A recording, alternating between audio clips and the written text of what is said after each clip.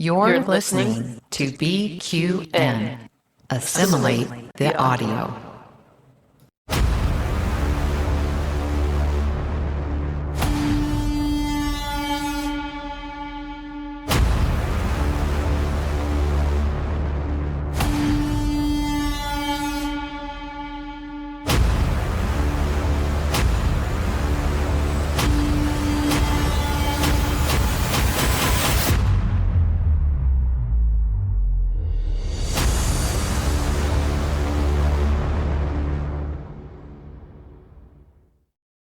Hello, everyone, and welcome back to the BQN Hive Mind presents Let's Go San Francisco, the BQN's live Starfleet Academy, featuring myself, Davey, and today we have a BQN Patreon guest, Jim McMahon. Hi, Jim.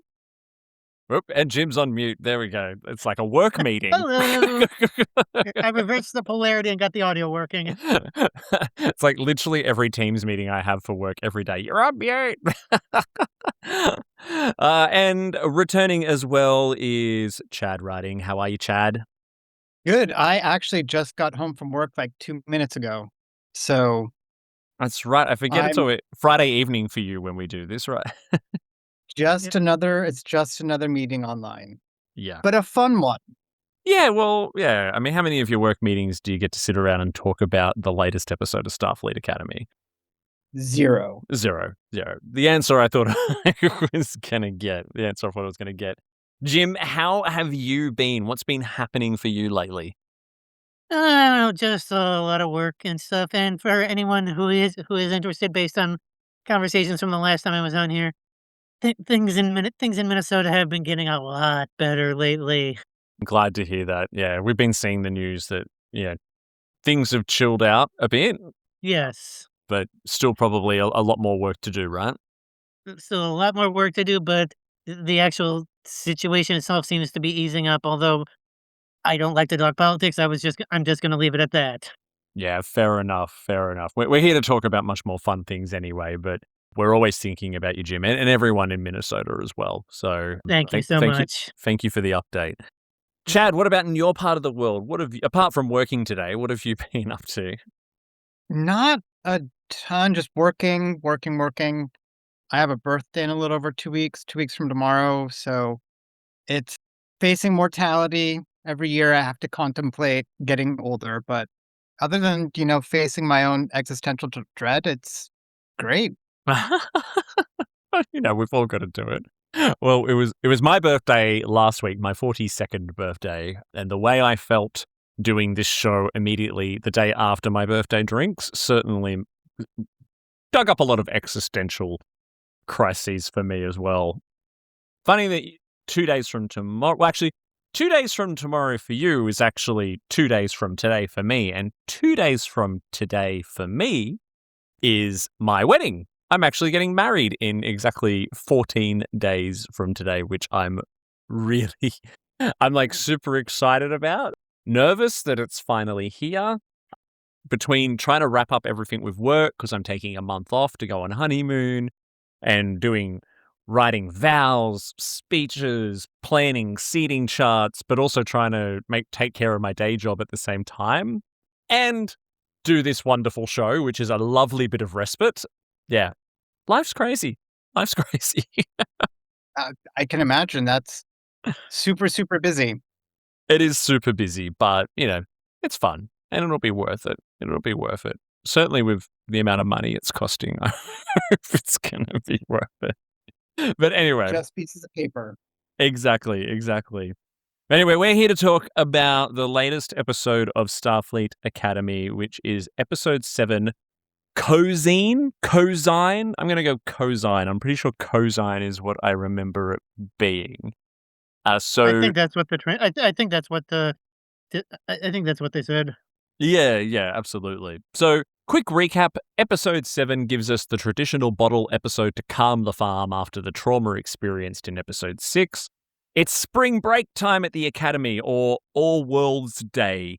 A short break for our cadets to cool off and a further opportunity to make 32nd century Starfleet Academy feel like a modern-day college life in the USA.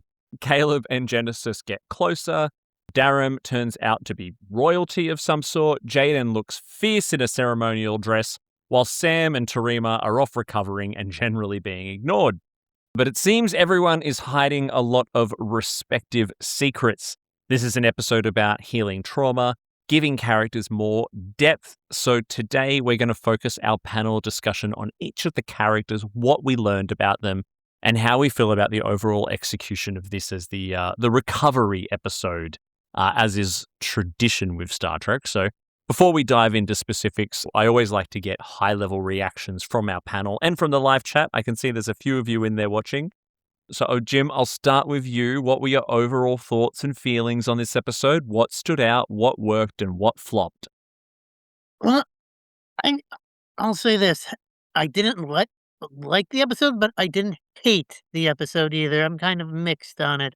Like, yes, I like the fact that it's a rare bottle episode in modern Trek, which is not something we have seen very often.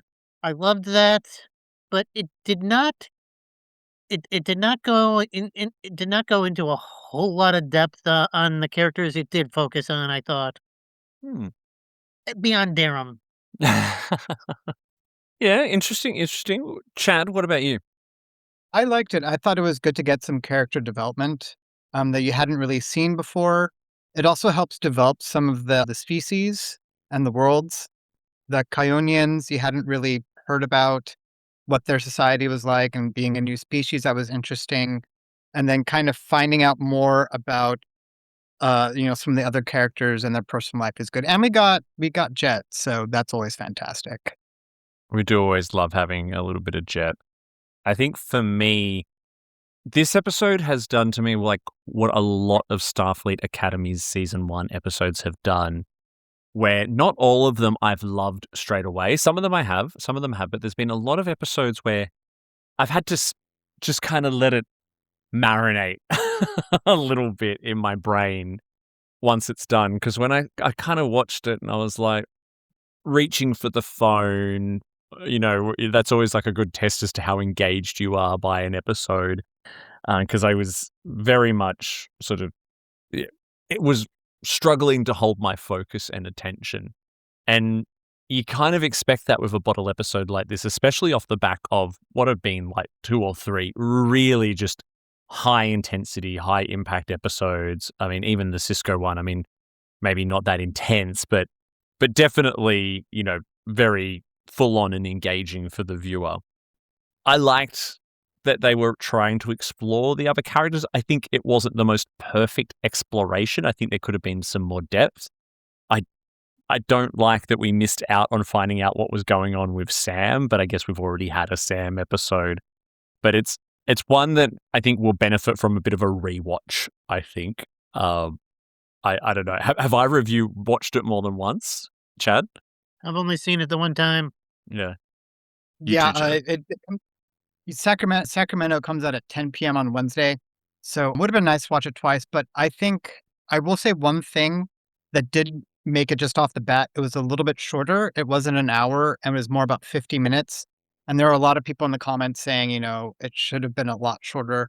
I was glad that I think 50 minutes, because that was about what the original series was, because there are fewer commercials back then. I think that's a good length for Star Trek. I think so too. It's that extra sort of like 5 to 10 minutes over the 40-ish minutes episodes that we got in the 90s where things had to wrap up really, really quickly. It's probably just enough to stretch the story out without it overstaying its welcome. But we'll probably see more of those like 60-minute plus episodes though as this season wraps up towards its conclusion. Right. Let's dive into what happened to this episode. So we're going to talk about the panel questions I've got for today are really about the characters and what happened. We had, different character groups together and we learnt more about them along the way. Let's start with Caleb.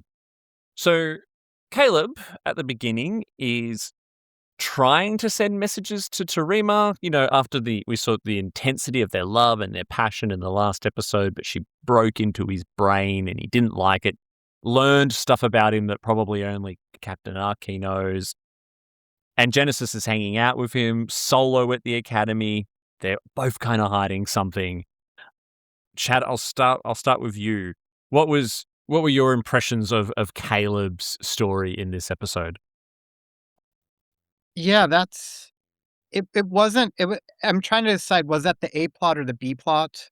It was interesting. He was just kind of trying to relax, spend some time by himself. The fact that he's more or less an orc, that must be hard when you have some kind of holidays. Again, there are comparisons to Harry Potter during his holidays. It was only like 4 days. It seems like some of it was a little over dramatic. Some of it's 4 days. When I was in college, I was basically homeless for like a week and a half. Where I didn't have my contract for housing ended, and my new contract for my new place didn't begin, and there was a week and a half gap where I went home, and I also lived on friends' like couches and floors.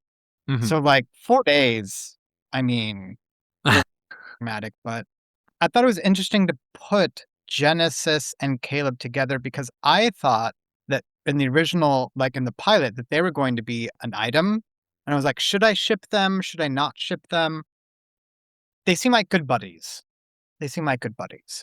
Yeah, but they had there was a moment there though, wasn't there, where Mhm. there was that "Ooh, are they going to kiss?" kind of moment. They always do that. They linger on the look at each other and then and laugh. Mhm. Did you pick up on that? Absolutely. Yeah. Yeah. It seems now that he's shifted towards being interested in Tarima, Mhm. that he's not so much interested in Genesis, which makes sense. I mean, he's kind of already emotionally involved in someone else. Yeah, yeah. You mentioned there as well, not sure if this was the A plot or the B plot. That's getting a bit of mention in the chat from Kevin as well. And Kevin says, not sure there was an A plot or a B plot difference. Kevin, I think I agree. It felt like both of those plots got equal airtime. Normally when you've got an A plot and a B plot, the B plot gets about maybe just on a third of the airtime, whereas these were kind of getting half. I have heard suggestion that it could have benefited from a C plot, which could have been maybe something to, maybe what was happening with Sam in the holographic spa that she was at. I'm not too sure. Jim, what about you? How did you feel about Caleb's story in this episode? Yes. Well, I guess we could say the Caleb plot was the A- plot then. Wow. Harsh but fair. I was just making a lighthearted joke there, but I'll move on to what I was thinking. I must not have picked up on the flirting or whatever between Caleb and Genesis, because I never saw it. But then that could also be because I've as an autistic individual, I have never been one to usually pick up on stuff like that. So that could just be me. But I found I found their pairing interesting. Let's say. Mhm. And I'm guessing, Davey, you weren't complaining during his suntanning scenes? I watched Starfleet Academy for the plot, is what I'll say to that. It's all about the stories. So much coconut oil. Anyway, get going. That's all I got on that for now.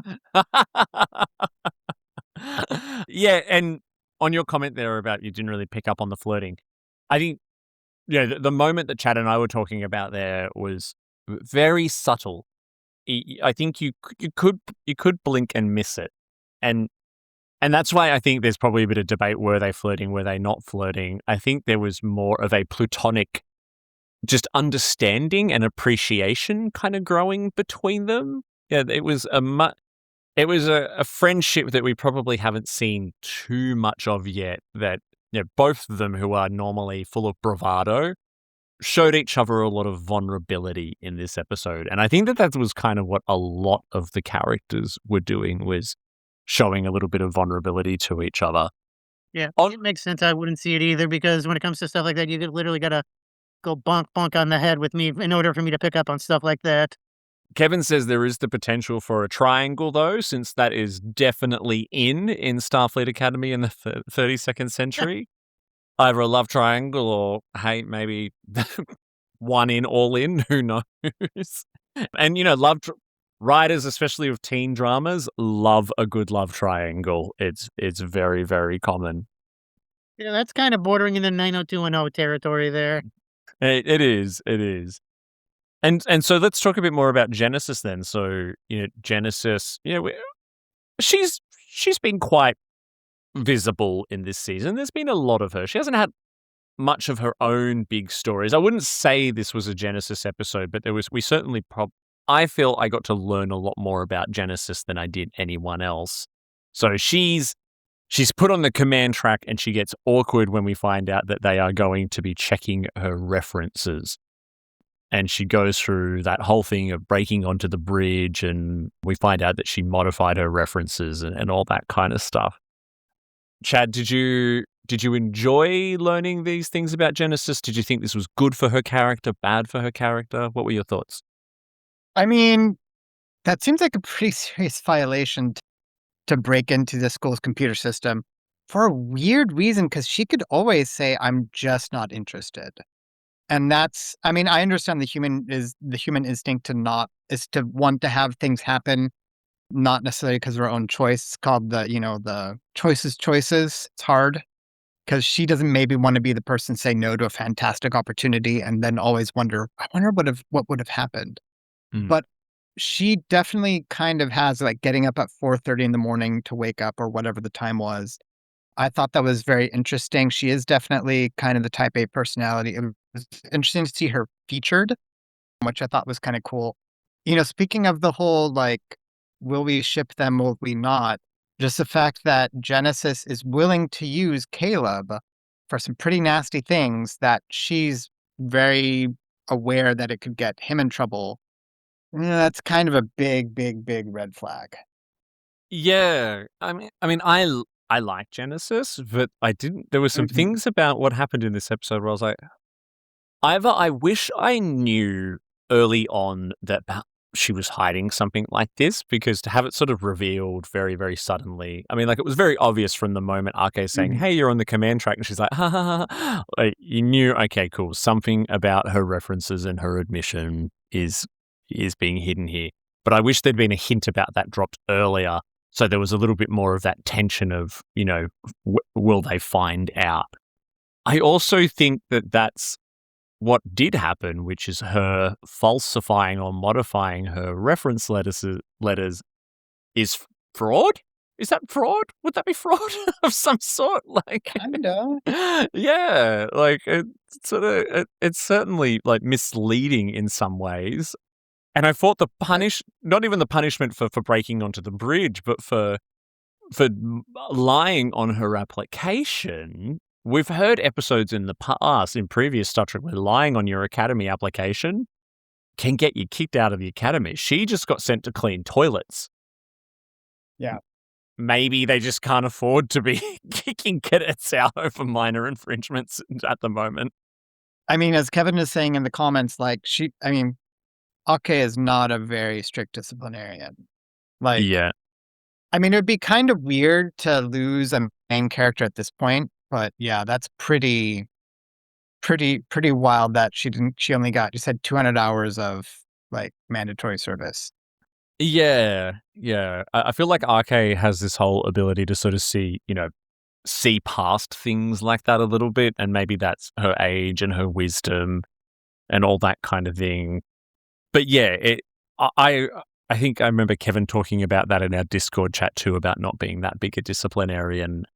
The more I sat on that, the more I'm like, oh, geez, the consequences are pretty light on. Jim, what did you think of the Genesis plot?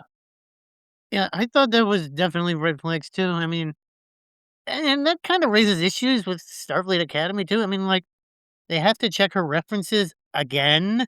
Like, wouldn't they have already done that before she got into the academy? Like, that's like sounded kind of weird to me.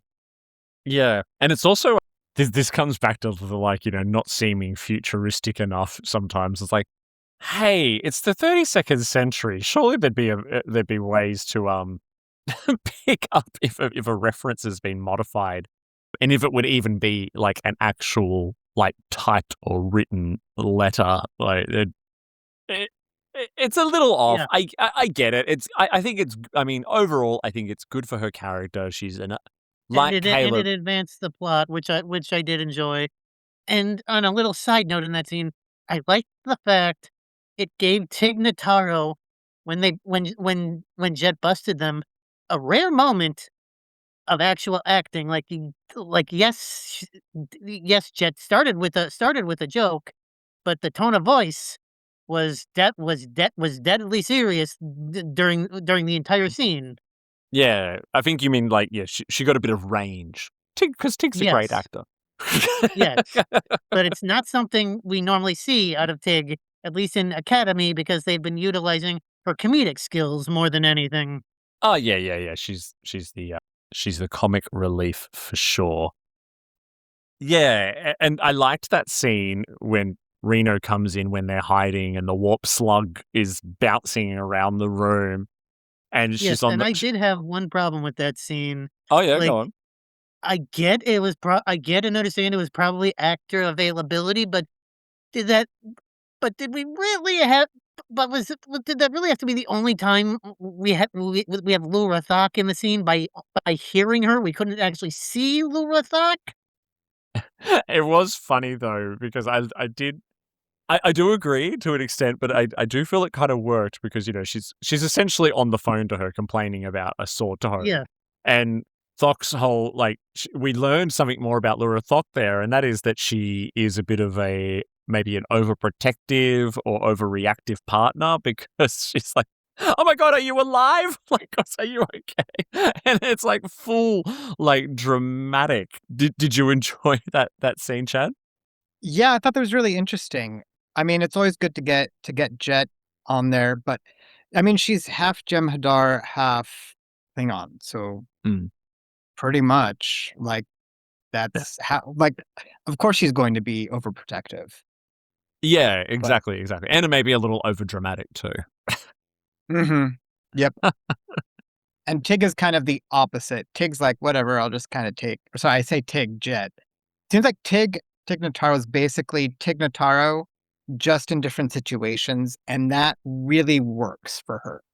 Oh, yeah. I mean, from the moment she showed up on Discovery, she's always been the same. If you see Tig Notaro doing interviews I've recently seen her on Jimmy Kimmel and stuff like that. Yeah, she's being Jet Reno. Very dry sense of humor, but I think that's why we love her as the character. We love having Tig Notaro as herself, essentially, in the show. Cool. Any other final thoughts on Caleb and Genesis before we move on? Yes, one thing. Dadmiral. Finally, a term in universe on Star Trek. Caleb referred to Genesis's dad as Dadmiral. It's a term the fandom has been using for a while. Now it is a term in universe. Yeah, and I just saw Chad, you're engaging with Kevin in the chat there around also a play on a term that we use, which is Badmiral, for all of the admirals who have gone rogue. But yes, Dadmiral, I thought that was pretty amusing. Yes. And I actually thought that with at least at the beginning, with her going off to her family at first, we might actually meet her dad, Merle, which I was kind of disappointed we didn't. Yeah. I mean, I was wondering if the Dadmiral even existed for a while there, but I think he does, and that's kind of I mean, she probably got into Starfleet because of her dad, but even though the reference letters were going to be bad, was that the vibe? Was that what happened? That's I wasn't kind of the quite vibe I sure. got. Yeah. I was like, because I was left wondering if the Dadmiral was even real. I'm sure we'll find out.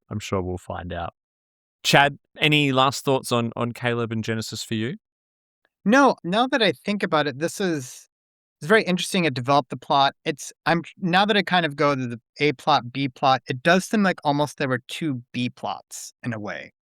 Yeah. I mean, I liked the episode. I think it worked, but yeah, these are often if you go watch a DS9 or a TNG or a Voyager, especially DS9, these are the kind of little character interactions you get in a wacky B plot that's usually meant to kind of just distract you a little bit from, or kind of give you a bit of relief from whatever the high tension A plot is. So, yeah, I mean, an interesting experiment on Academy's behalf. And then again, bottle episodes kind of always feel a little bit B plottish. You know, when we've talked about it on Discord, people were talking about this is in the same vein as, you know, Family after Best of Both Worlds, and they did a similar one after the Xindi stuff in Enterprise. It's kind of always been this was the way. clearly the episode where they didn't want to spend money. That too, and you just kind of want to let the audience kind of just rest for a bit after like a big kind of series changing event like we had last week. All right, let's move on. So Darren Ramey is royalty. Jaden is his best man and is officially dating Kyle. And I think it's been an interesting and subtle kind of growth in the friendship between Jaden and Darren Ramey. Jim, I'll start with you this time. The reveal about Darren and the wedding and the calling it off, all that kind of stuff. What did you think? First, I want to start with like the opening of the episode. There, I got a couple of points. Like, boy, top-notch security at Starfleet Academy there. I know. There was it was like a total Doctor Strange, or what do you call it, whoever the Marvel character is. Yeah, his kind of portal thing going on there. Yeah, but yeah, top-notch security at Starfleet Academy, where apparently people from off-world can just beam, wormhole, whatever in, kidnap a cadet, and then get out without even security responding.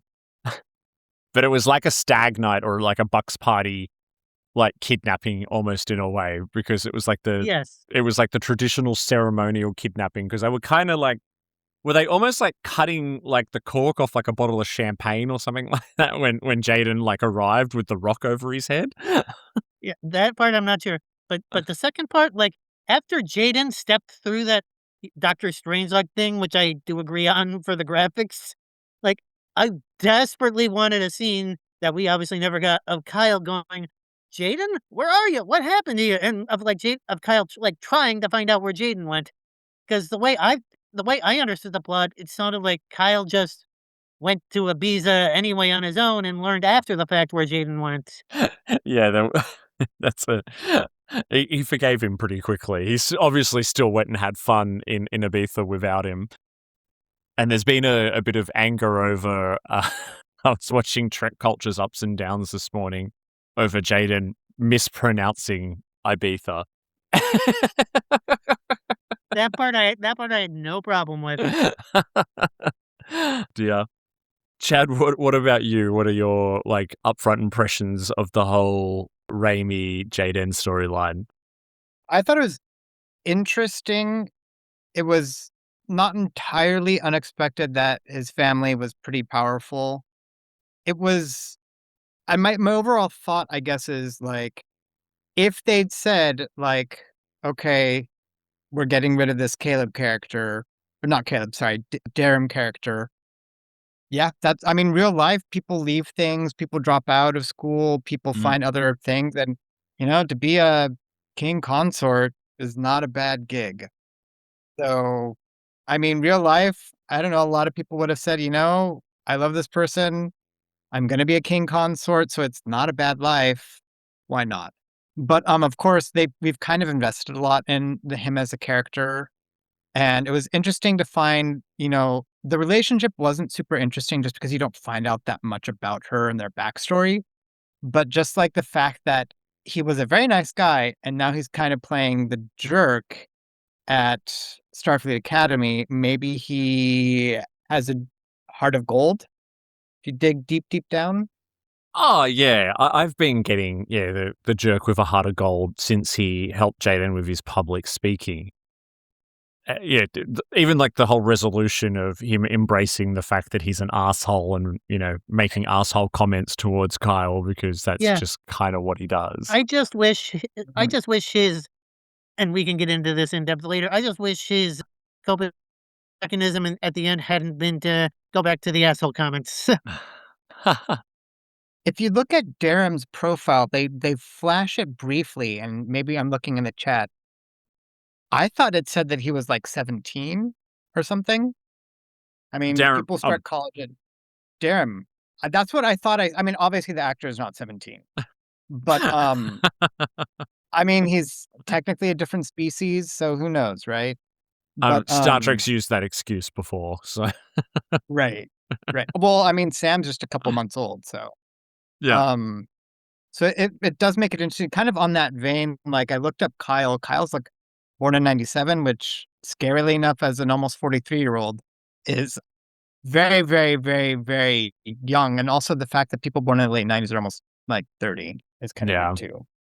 Yeah, I get that sometimes when I was watching like old episodes of 6 Feet Under recently with my partner because we were watching through that, which was from like 2000 to 2005, and there's a scene with a baby in it, and I remember like going, "That baby's probably 26 years old now."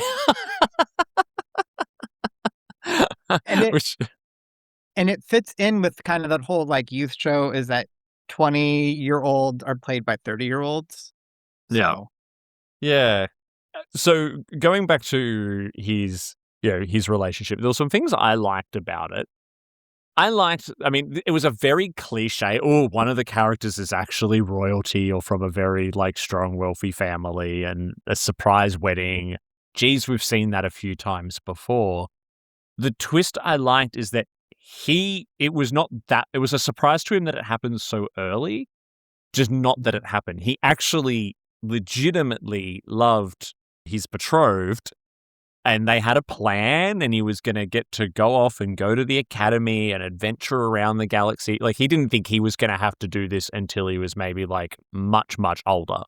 So he was ready to do his duty, and he was super fine with it. I think where it probably got let down a little bit was just how obviously and quickly it got wrapped up.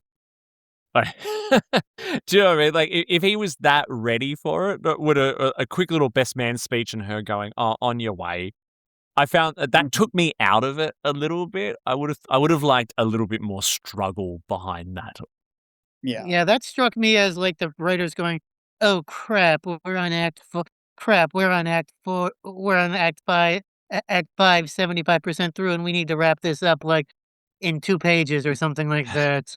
Yeah, it's exactly that. And I mean, I appreciated the fact that it was like, yeah, okay, cool. Whilst that was his life, he want this, his true path is this, and all that kind of stuff.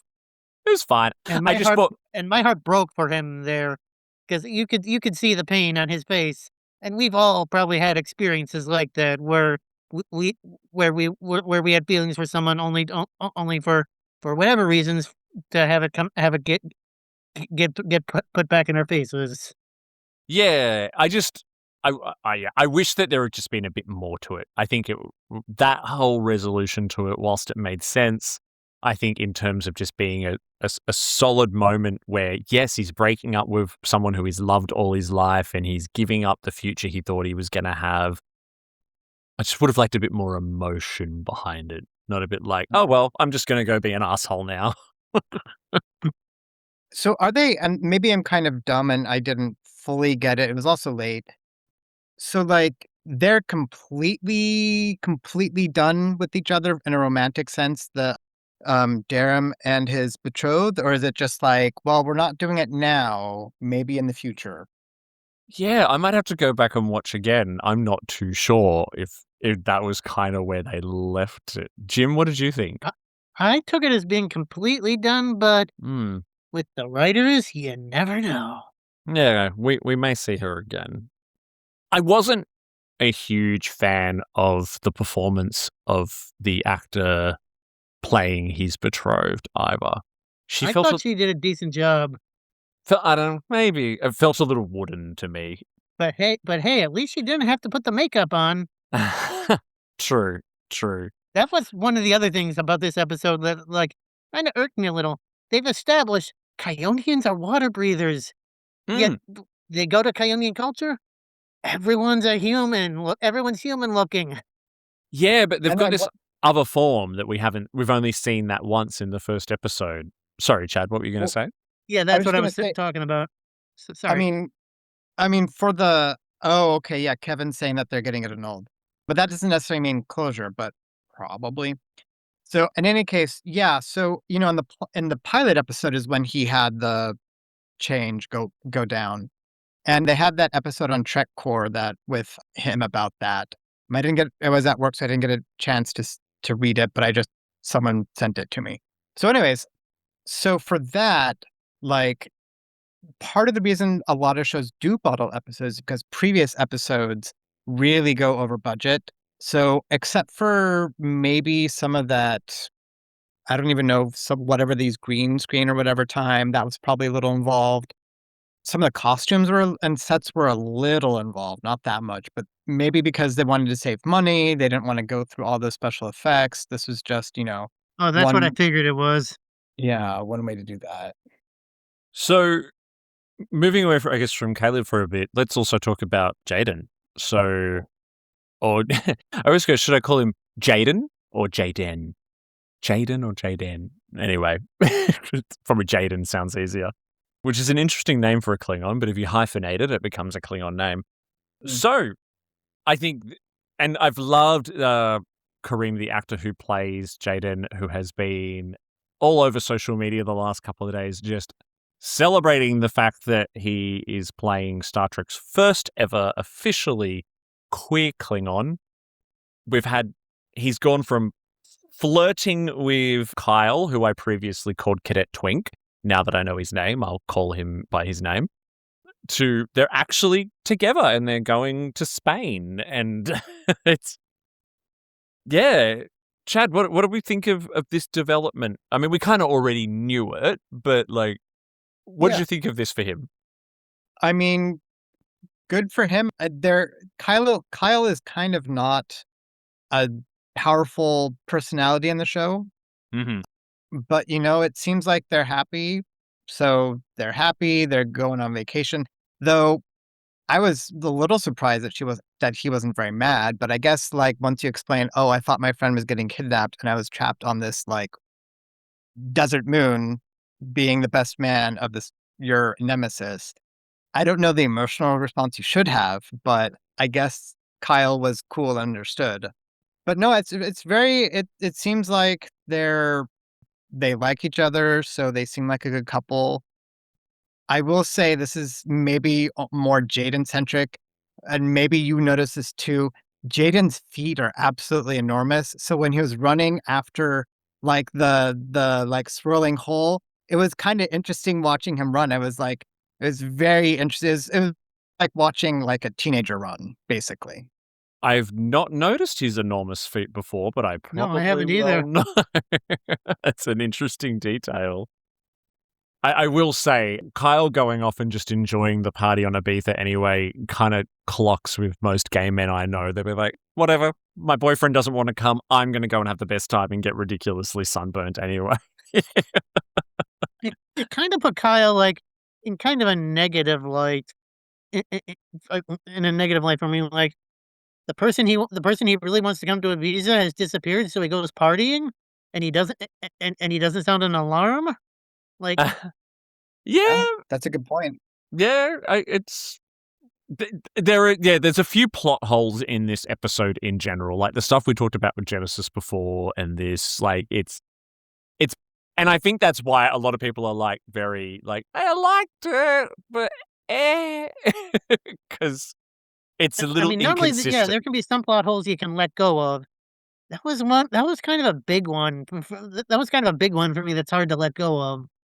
Yeah, I agree. I was thinking the same thing. I mean, I know it was only a couple of days, but yeah, I'd be the same, right? I'd be like, hey, even if the relationship was new, if we were supposed to be going to, somewhere on the other side of the planet together, and all of a sudden you just ghosted me, I'd be like, help. Yeah, I would have been sounding like all sorts of alarms to the point where, like, yeah, Caleb and Genesis wouldn't have been the only people besides the Reno at the academy. Hmm. Yeah, true. What about Jaden? as best man, or as, what was the actual word for it, which was the name of the Cosine. episode? Cosine, yes. What about as the cosine and that whole story, and how he kind of showed up for his Yeah. friend here, even though his friend's a bit of an a-hole. Yeah, I liked it showed his growth with public speaking. Like, we Mm. saw at the beginning of the episode where he's still somewhat nervous with public speaking, but he's past the point of, like, ventilating to the point of passing out. Like, he's at the point where he can actually do it with a little help now. Yes. It was, again, there's this kind of like very like soft, tender relationship between them two as well.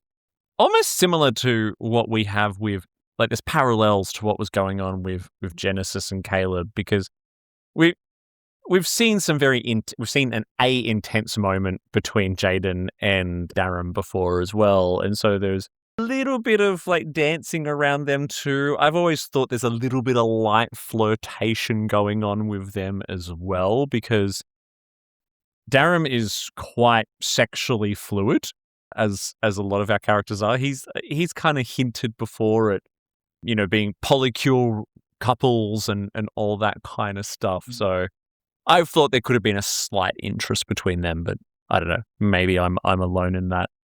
Yeah. Any other thoughts on Jaden for this episode, Chad? No, I thought it was interesting when he was giving the speech. Yeah, he really does know how to make a good speech, but also the fact that he got the effect that he desired. And it was like, if I were like the Queen or Darren or whoever, I would not be happy. I mean, it's good that he showed Darren what he needs to actually do what he wants in his life, and not just spend his entire life like doing what his friend wants. That was important. But also on like his wedding day, kind of saying that, I mean, it's good for the story and everything that he said that, but that was a little risky on Jaden's part. Yeah, true. Jim, what about yourself? Any final thoughts on Jaden and Darren? I've said pretty much everything I can think of on that one. I'm going to jump in. We'll just backtrack a bit, because Kevin keeps dropping stuff, which it's exactly what I was thinking in the episode. And that is sunburn in the 32nd century. I mean, surely we've been able to do something to either prevent that kind of sun damage, either from hitting people or sun cream technology. Anyone else find that odd? I thought it was a little odd. Clearly he just hadn't been to the doctor yet. Dear. All right, everyone, we're going to be back in just a couple of minutes with our final thoughts, and we'll discuss some predictions for the remainder of the season right after this quick video that's going to let you know everything else that is currently available on the BQN Podcast Network. What's happening on BQN, you ask? Let's chart the Star Trek cosmos with all good things. Embark on a comprehensive journey through the entire Star Trek universe with the insightful crew of Amy, Christos, Kelvin, and Kristen. Galaxy class, engage! Stephen and Stefan pilots this Alpha Quadrant mission, meticulously covering all aspects of Star Trek: The Next Generation. Infinite diversity. Stay current with the newest Star Trek Frontiers alongside Chrissy and Thad. Union Federation. Whether your allegiance lies with Starfleet or the Planetary Union, Kyle, Kevin, Amy, and Haley offer a unified front, discussing both current Star Trek and the truly Trek at heart, the Orville. Crack open that book with Peter and the Trek Book Club podcast. Delve into a rich tapestry of Star Trek's beta canon. What's the tea, Bev? Christo spills the latest Trek news and fandom insights with an essential LGBTQIA+ perspective, complete with engaging guest interviews. Our visual voyages that you can find on YouTube as well as podcasts are Trek Masters. Think you're a Starfleet Academy graduate? Test your knowledge with Davey and MC's challenging Star Trek quiz show. And the View Screen. Tune in live on Sundays for your dose of a Trek-inspired talk show. Kelvin and Amy host new 8-week seasons each spring and fall. But beyond the final frontier, we have Bargain Bin Gamer. Davey and Mitch, your self-proclaimed gamer guides, lead you to digital treasures, unearthing and reviewing the most affordable video game gems. Cinema Z. Grab your metaphorical popcorn for Mark and Matt's cinematic deep dives, unearthing overlooked films that demand your attention. History with the Szilagys. In order to never repeat it, tune in as Chrissy and Jason deliver bite-sized snippets of historical events from around the globe. You can unlock deeper levels of engagement with our exclusive patron perks. The Hive Mind is where you can join our random script readings, live reaction shows, and roundtable discussions. We appreciate you choosing BQN to fill your auditory needs. Thank you for listening. Assimilate the audio. All right, we back, everyone. I hope you enjoyed that quick little promo video of all of the amazing things that are coming up on the BQN or currently available on the BQN. Make sure you check those out. If you are interested in joining future broadcasts of the Hive Mind, we do offer participation on this panel to our Patreon subscribers, which you can do at patreon.com/BQN.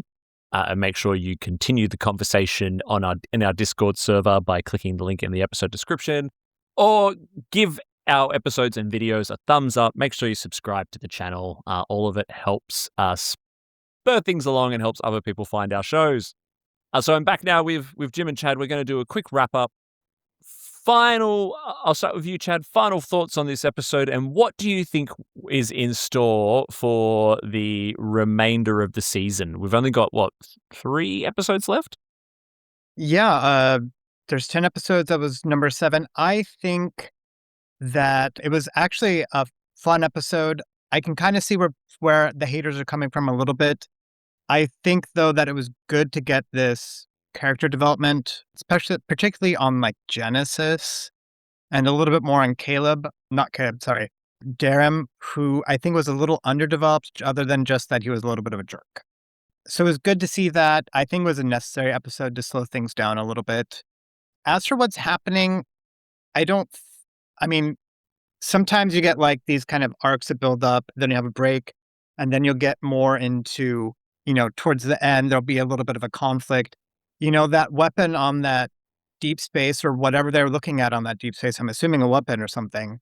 Why did they want to steal that? Why was there so much effort? Because that must have taken a lot of planning just to steal this weapon. So I think that's obviously going to, come again. I'm wondering if there's going to be as big of a cliffhanger as, was between seasons 2 and 3 of Strange New Worlds, because that was 2 years of waiting. So we'll see. I think definitely Paul Giamatti is going to make another show. Oh, absolutely. Yeah. There's going to be something to do with Caleb's mother and all that kind of, I think we'll probably try and wrap up and answer a few of the questions that were asked of the audience in the beginning of the series. Jim, what about you? Final thoughts? Yeah, you just went there with one of my predictions. I was going to say we'll probably see Tatiana Maslany again at some point. At some point as Caleb's mother, who I think, and I heard this posited on another podcast, I think she might be the true mastermind behind the Venari role. Yeah, we talked a little bit about that last week, actually. I think when we had Glenn here, we were sort of touched on that could be. It's certainly a plausible twist to have. And as for this episode itself, yeah, I thought it was actually a very good choice, despite the episode's flaws, to have a bottle episode as kind of a slowdown from the highs we had a couple of weeks ago. Yeah. All I know is that I'm very much looking forward to it. So we've got episode 8 coming up this week. I've got episode 9, which I'm really excited about because Kelvin and Amy from the BQN are going to be here in Melbourne for the wedding, and we're going to get to watch it together, which we never get to do. And we may also be planning a little in-person podcasting session together for one of our shows while they're here. So that'll be exciting. Then episode 10, oh my God, episode 10, when that airs, I'm going to be in Singapore and I'm going to be on my honeymoon, and I may have to avoid spoilers for a whole month. One, because I don't want to watch the finale on a crappy hotel TV. And two, I don't think my then husband or now husband or husband that he will be at the time will really appreciate me wanting to watch Star Trek whilst we're on holidays. So, Oh, yeah. Sorry. I just thought of another prediction. Tilly, I think, will show up at some point. Oh, yeah, because she was in the trailer. She's definitely going to, yeah. We haven't seen Mary Wiseman yet. So I reckon we'll either get her next week or the week after. I don't think Tilly will be finale material, but we'll see. We'll see. All right, well, that is it for today. Thank you, Jim. Thank you, Chad, as always, for a fantastic discussion. Thank you to Kevin and Peter in our live chat for chatting along with us and recapping the episode as we go. Before we finish up, where can people find you online, starting with Jim? I can be found in the Discord chats. Nice. Link in the episode description. And Chad, how about yourself? I'm on Discord and Instagram and Threads and Blue Sky at Chad Can Plan. Excellent. Excellent. And for myself, you can find me in the BQN Discord. You can also find my BQN programs, Trek Masters and Bargain Bin Gamers, spelled Gaymer. If you are watching this live or you're watching this weekend, please head over to Trek Masters, because tomorrow we are doing a live premiere of our very exciting episode, which features Sean Ferrick from Trek Culture going up against Larry Nemeczek, Dr. Trek himself. We did pre-record this one, but we are going to do a live premiere so people can still play along together in the chat. So that'll be at the usual time this Sunday in Australia and Saturday evening / afternoon in North America. It's so good, guys. Larry was amazing. He was so much fun to have on the show. And yeah, I don't want to give too much away because it's an incredible episode. So check that out. Thanks so much, everyone, for joining. We will be back with more Hive Mind recaps in the coming weeks. Until then, make sure that you live long and prosper. Thanks, everyone.